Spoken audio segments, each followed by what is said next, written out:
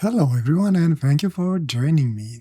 Today for my drawing I decided to use a fountain pen from a brand that I haven't used in a while, the DeLike brand. This is a brass version which tries to copy basically the Kawiko Lilliput fountain pen, specifically this little guy. And as you can see, it is a little bit beefier, a little bit bigger, a little bit, I guess you would say, normal size. So if you have any issues with this little guy, the other version probably is a better choice.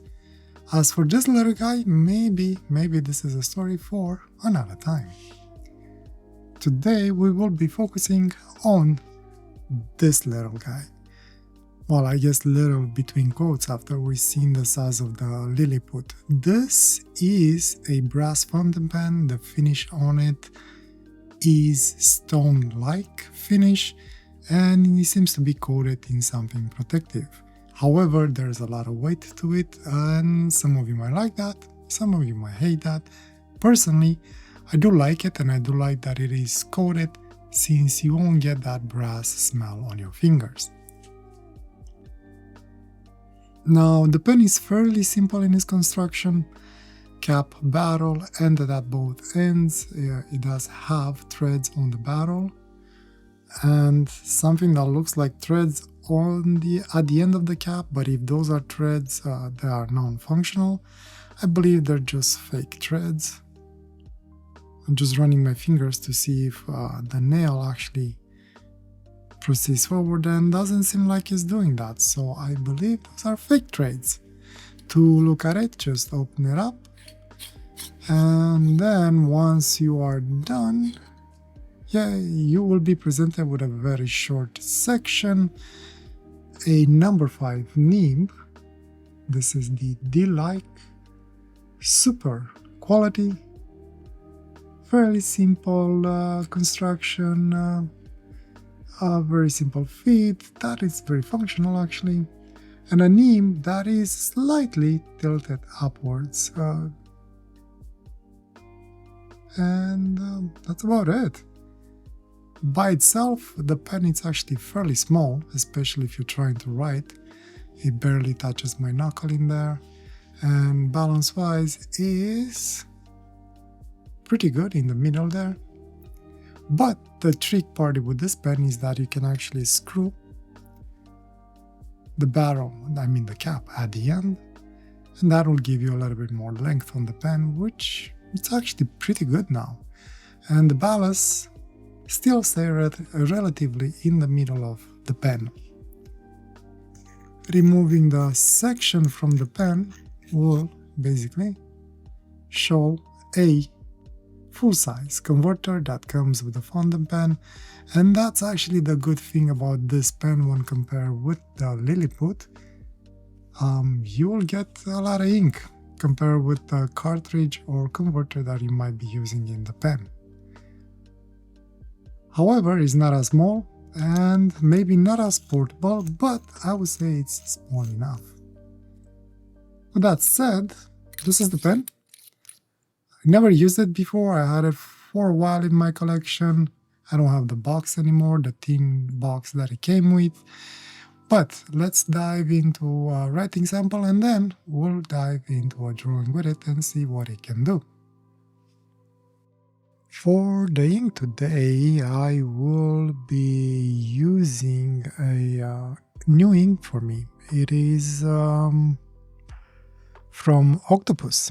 I've heard of this brand before, but I never really tried it, and recently I managed to buy one of their bottles.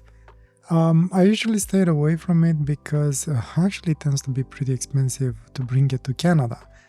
Only place that I found that was sort of affordable was from Amazon. However, as a funny thing, while the bottle of a 50 milliliter ink bottle will cost me around maybe 26-27 Canadian dollars, the shipping for it's pretty much exactly the same price, $26 to $27. So you end up with a 40 to 50, actually more than 50 Canadian dollars ink bottle, which might be on the expensive side. The one that I decided to get was a funny one. It's called Gray Frog. What I liked, the idea that I liked behind these inks, that they seem to be waterproof for writing and drawing, and they are fountain pen safe, as they say on their label. Filling it up went without any issues. Actually, as a full disclosure, apparently looks like I have been using this fountain pen before and I forgot to wash it. As I filled up the fountain pen and I started writing with it, the ink turned to be orangish to pinkish in color, which threw me off a little bit. So I washed the pen and then I refilled it. So what you see is basically the second refill that I did on the fountain pen, and the second time I tried to write with it. I kind of like the ink. I played with it with a dip pen, and it's actually a very quote-unquote wet ink. And for whatever reasons, when I was using the dip pen, the ink was just literally falling off the nib. I don't know why, but well, it was happening.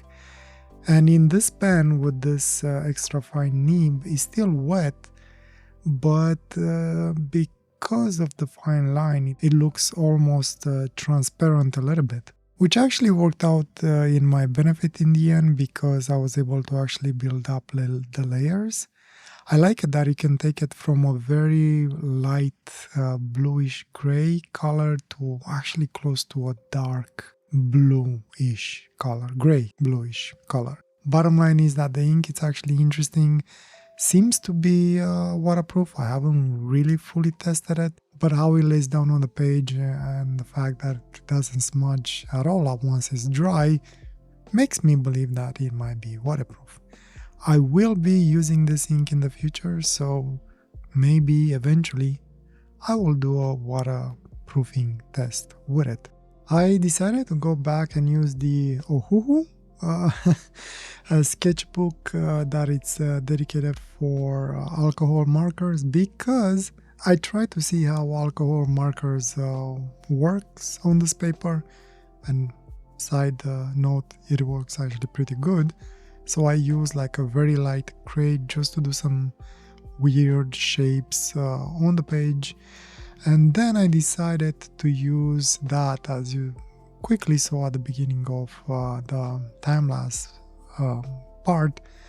I just try and see if I can come with some sort of a character or drawing out of that shape that I put on the page with the alcohol marker.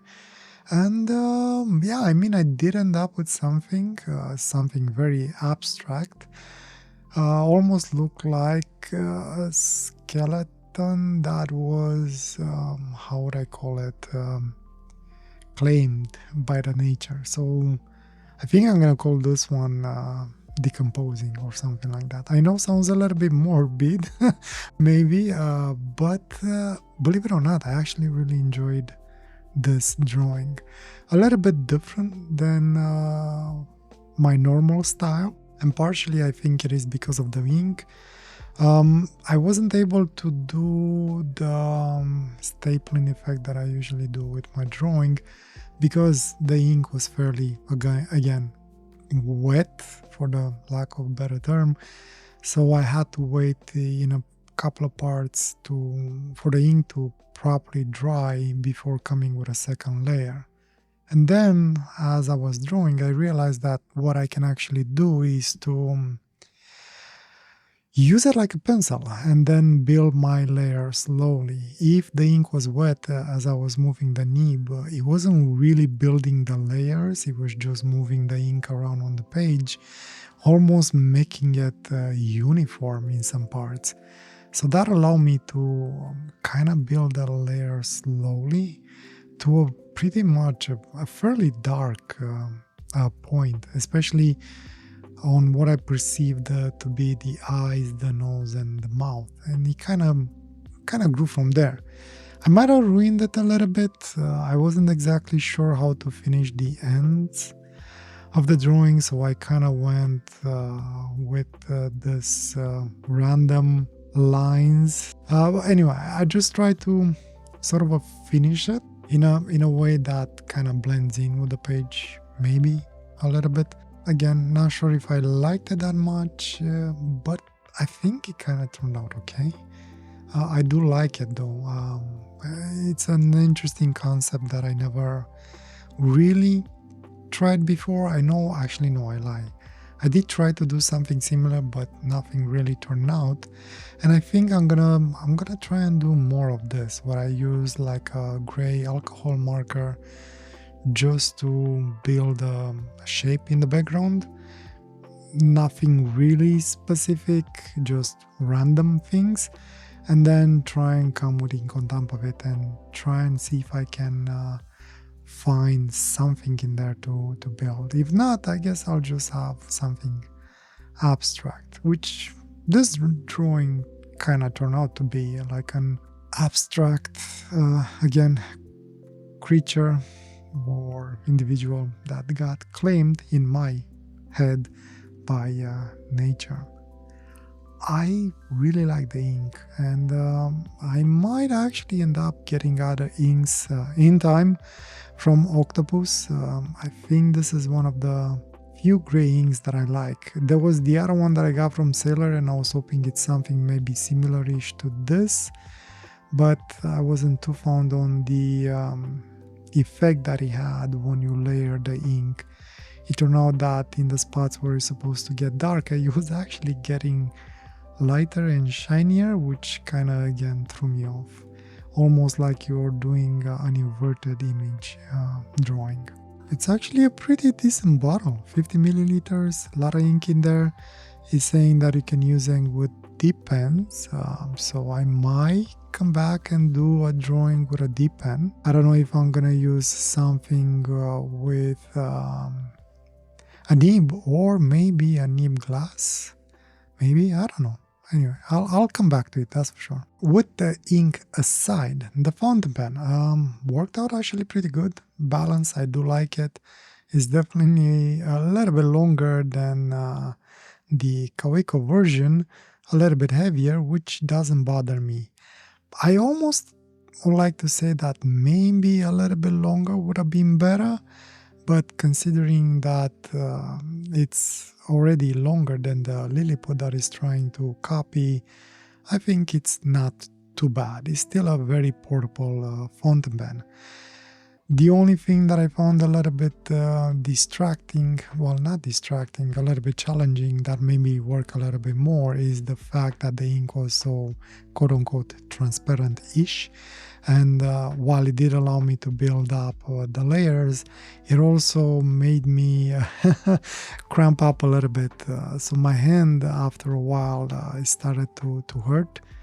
Partially because, well, it's a sketchbook and I actually had to lift my hand a little bit in order to keep it above the page, and because of the thickness of the sketchbook, it put me in a position where my hand wasn't that comfortable. One of the reasons that personally I always prefer using just loose paper, not actual sketchbooks.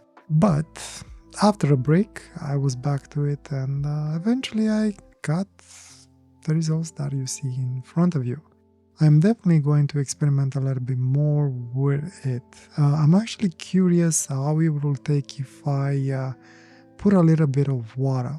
Maybe it is waterproof, but maybe still allows me for a little bit of wetness in order to kind of make the color spread a little bit, but very, very faint, almost like it will bring it together somehow. I was planning to use a little bit of color, but decided to go against that once I realized that I can actually almost fill in the white spaces with the color as I build my layers. Pretty cool effect. I like it.